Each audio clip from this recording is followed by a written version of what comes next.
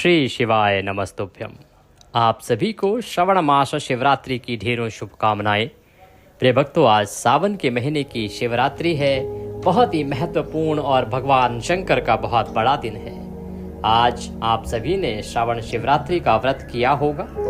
आप भगवान शंकर का पूजन भी कर रहे होंगे। पूरे भारतवर्ष में भगवान के भक्त इस दिन कावड़ यात्रा निकालते हैं, कावड़ का जल लेके आते हैं और भगवान के शिवलिंग पर अर्पित करते हैं। आज आपको अवश्य सुननी चाहिए श्रावण शिवरात्रि कथा, या कहें श्रावण शिवरात्रि की कहानी। यह बड़ी ही पुण्यदायी कथा है। शास्त्र कहते हैं कि जो इसको सुनता है, भगवान शंकर के आशीर्वाद से उसके सभी कष्ट दूर हो जाते हैं। वह इस पृथ्वी पर सभी सुख ऐश्वर्यों को भोगता है और उनको भोगकर अंत में भगवान के परम धाम को पाता है। तो आइए प्रिय भक्तों, आरंभ करते हैं भगवान शंकर की पुण्यदायी कथा, शिवरात्रि व्रत कथा आरंभ करें उससे पहले आपसे निवेदन है कि कृपया वीडियो को एक बार लाइक अवश्य कर दीजिएगा। भगवान शंकर की कृपा प्राप्त करने के लिए, अपने व्रत की सफलता के लिए कमेंट बॉक्स में अवश्य लिखिएगा जय शिव शंकर या ओम नमः शिवाय। भगवान शंकर अवश्य ही आपकी मनोकामना पूरी करेंगे। आप देख रहे हैं देवभूमि ज्योतिष संस्थान का प्रतिष्ठित यूट्यूब चैनल देवभूमि धार्मिक। हम यहाँ पर सभी व्रत और त्योहारों की सही शास्त्रीय जानकारी प्रदान करते हैं। ज्योतिष शास्त्र और पंचांग के आधार पर आपको बताते हैं कौन सी तिथि कब है, व्रत आदि कब है, कैसे करना है, किस विधि से करना है, किस नियम से करना है।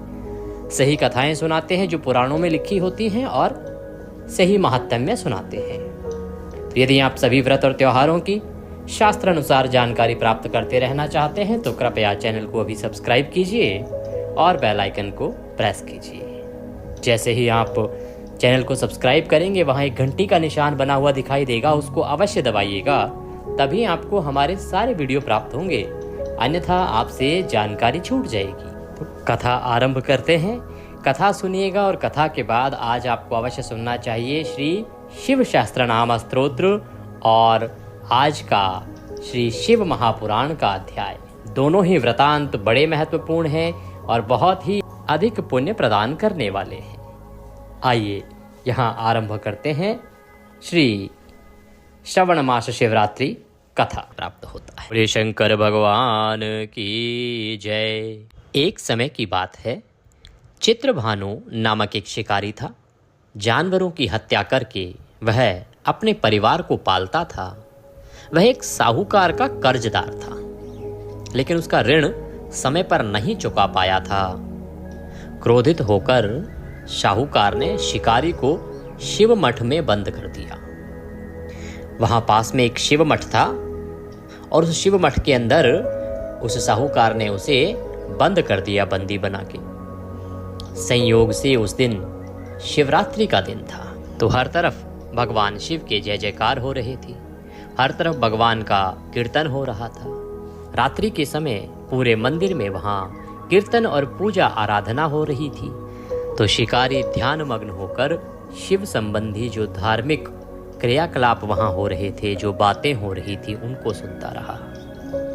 चतुर्दशी को उसने शिवरात्रि व्रत की कथा भी सुनी, क्योंकि वह मठ में था, शिव मठ में, तो वहां पंडित जी के द्वारा कथा की गई और उसने वह कथा भी सुनी। शाम होते ही साहूकार ने उसे अपने पास बुलाया और ऋण चुकाने के विषय में बात की। साहूकार ने कहा कि तुमने अभी तक पैसा क्यों नहीं दिया?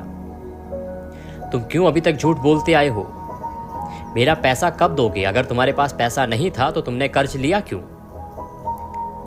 शिकारी बोला, मैं कल आपके पैसे चुका दूंगा। मैं कल कहीं से भी लाके दूं, परंतु मैं वचन देता हूं कि मैं कल आपका सारा कर्ज आपको लौटा दूंगा।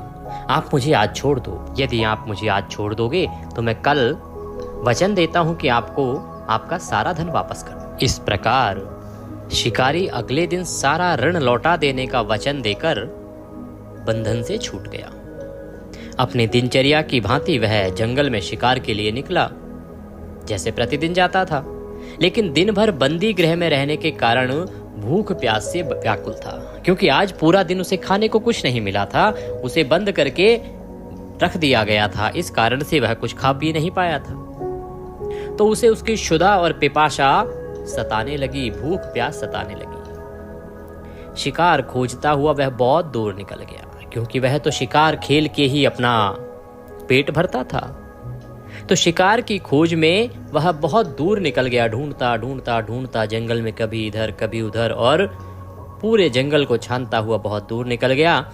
जब अंधकार हो गया, अर्थात जब शाम होने को आई, सूरज छिप गया, तो उसने विचार किया कि रात जंगल में ही बितानी पड़ेगी। वह वन एक तालाब के किनारे एक बेल के पेड़ पर चढ़कर रात को बीतने का इंतजार करने लगा। क्योंकि भूखा था, जंगल से वापस जा नहीं सकता था, तो उसने निर्णय किया कि यहाँ तालाब के किनारे एक पेड़ है और क्यों ना उस पेड़ पे बैठ जाया जाए जब तक रात नहीं होती, क्योंकि नीचे रहूंगा तो जानवर खा जाएंगे। अतः वह पेड़ पर बैठकर यह इंतजार करने लगा कि कब रात्रि समाप्त हो, कब सुबह हो। बिल्व वृक्ष के नीचे एक शिवलिंग था जो बिल्व पत्रों से ढका हुआ था। वहीं पर, क्योंकि तालाब का किनारा था, बिल्व का वृक्ष था, वहां एक छोटा सा शिवलिंग कोई स्थापित था। वह बिल्व के पत्ते गिर गिर के उस पर चढ़ते जा रहे थे, इसलिए उनसे ढका हुआ था। अतः शिकारी को उसका पता ही नहीं चला कि नीचे कोई मंदिर भी है या शिवाला भी है। उसने अपने बैठने के लिए और वृक्ष पर रात बिताने के लिए जो मचान बनाई, जिसे पड़ाव भी कहते हैं, उसको बनाने में जो उसने टहनियाँ तोड़ी, वो बिल्व पत्र की ही तोड़ी, और संयोग से वे सभी शिवलिंग पर गिरती चली गई। रात बिताने के लिए उसे एक स्थान की आवश्यकता थी, जिस प्रकार से आराम से वह पेड़ पर लेट भी सके, बैठ भी सके। तो उसके लिए उसने मचान बनाने के लिए अनेकों बिल्व की पत्ते तोड़ दिए, टहनियाँ तोड़ दी, और वो सभी अनजाने में ही नीचे बने हुए शिवलिंग पर अर्पित होते चले गए, गिरते चले गए। इस प्रकार वह दिन भर भूख प्यास से शिकारी एक प्रकार से व्रत का नियम निभा रहा था, क्योंकि उसे कोठरी में बंद कर दिया था तो कुछ खाने पीने को नहीं मिला। इस प्रकार से शिवरात्रि का दिन और वह व्रती हो गया, उसको शिवरात्रि का व्रत हो गया। और शिवलिंग पर उसने अनजाने में ही बिल्व पत्र भी चढ़ा दिए, उसके हाथों से बिल्व पत्र चढ़ गए। एक पहर रात्रि बीत गई, और एक पहर रात्रि बीत जाने पर एक गर्भिणी हिरणी तालाब पर पानी पीने पहुंची। शिकारी ने धनुष पर तीर चढ़ाया। तीर चढ़ाकर जो ही प्रत्यंचा खींची, हिरणी बोली, मैं गर्भिणी हूं, शीघ्र ही प्रसव करूंगी। तुम एक साथ दो जीवों की हत्या करोगे, जो ठीक नहीं है। मैं बच्चे को जन्म देकर शीघ्र ही तुम्हारे समक्ष प्रस्तुत हो जाऊंगी, तब मार लेना। शिकारी ने प्रत्यंचा ढीली कर दी और हिरणी जंगली झाड़ियों में लुप्त हो गई। प्रत्यंचा चढ़ाने तथा ढीली करने के वक्त कुछ बिल्व पत्र अनायास ही टूटकर शिवलिंग पर गिर गए, क्योंकि जब वह धनुष को ऊपर करता नीचे करता तो उससे कुछ पत्ते टूट जाते बिल्व पत्र के, और वह शिवलिंग जो नीचे था उस पर चढ़ गए। इस प्रकार उससे अनजाने में ही प्रथम प्रहर का पूजन भी संपन्न हो गया। कुछ ही देर बाद एक और हिरणी उधर से निकली।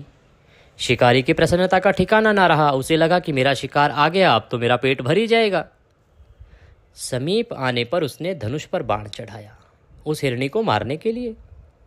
तब उसे देखकर हिरणी ने विनम्रतापूर्वक निवेदन किया, हे शिकारी, मैं थोड़ी देर पहले ऋतु से निवृत्त हुई हूँ, कामातुर हूँ, कामातुर विहारिणी हूँ, अपने प्रिय की खोज में भटक रही हूँ। मैं अपने पति से मिलकर शीघ्र ही तुम्हारे पास आ जाऊंगी। मुझे कृपया जाने दो, मेरे प्राण बख्श दो। इस प्रकार निवेदन करने पर शिकारी ने उसे भी जाने दिया। 2 बार शिकार को खोकर उसका माथा ठनका, वह चिंता में पड़ गया। रात्रि का आखिरी प्रहर बीत रहा था। इस बार भी धनुष से लगकर कुछ बिल्व पत्र शिवलिंग पर जा गिरे तथा दूसरे प्रहर की पूजा भी संपन्न हो गई। तभी एक अन्य हिरणी अपने बच्चों के साथ उधर से निकली। शिकारी ने उसे देखा। शिकारी के लिए यह स्वर्णिम अवसर था। उसने धनुष पर तीर चढ़ाने में देर नहीं लगाई। तुरंत ही उसने धनुष उठाया और तीर चढ़ा दिया।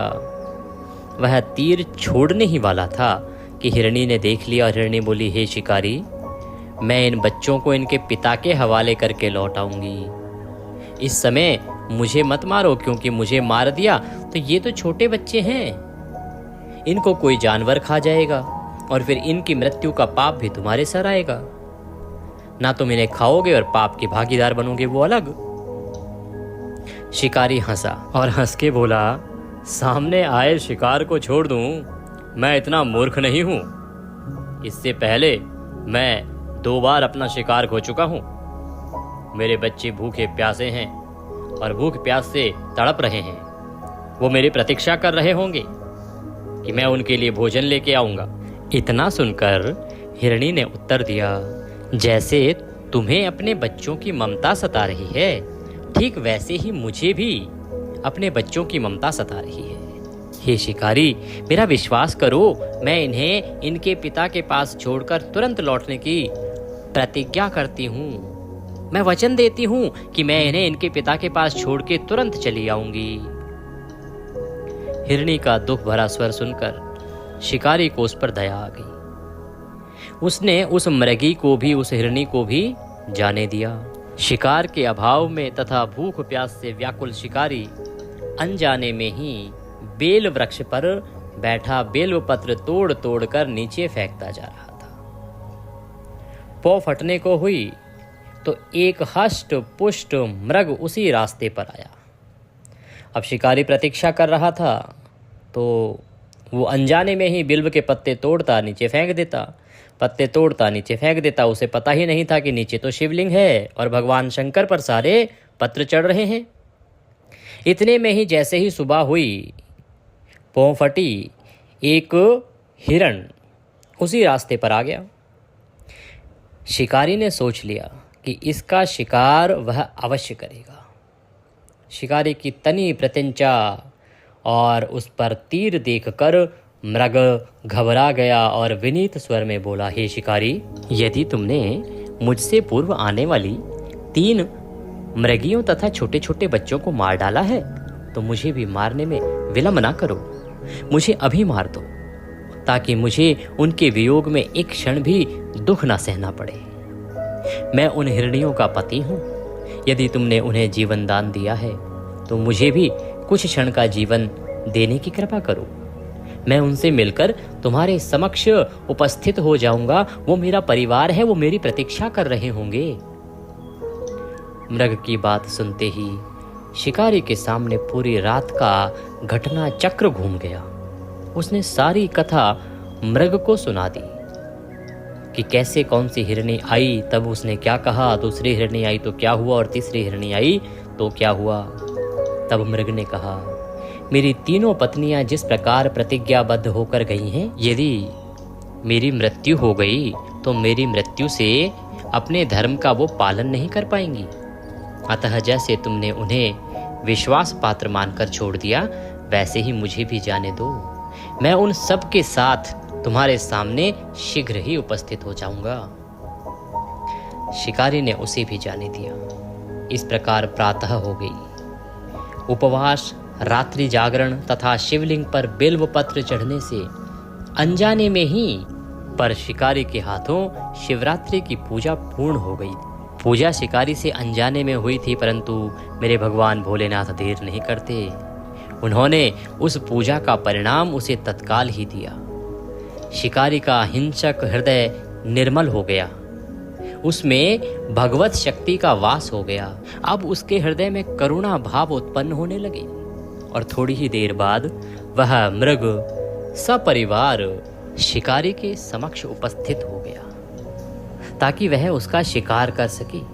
किंतु जंगली पशुओं की ऐसी सत्यता, सात्विकता एवं सामूहिक प्रेम भावना देखकर कि कैसे पत्नी ने अपने पति के लिए, अपने बच्चों के लिए और पति ने अपनी पत्नियों के लिए वचन देकर जिंदगी को बचाया, अपने प्राणों को बचाया, और क्योंकि वो प्रतिज्ञा देके गए थे इसलिए पूरा का पूरा परिवार ही उसके सामने अपनी प्रतिज्ञा को निभाने के लिए आ गया।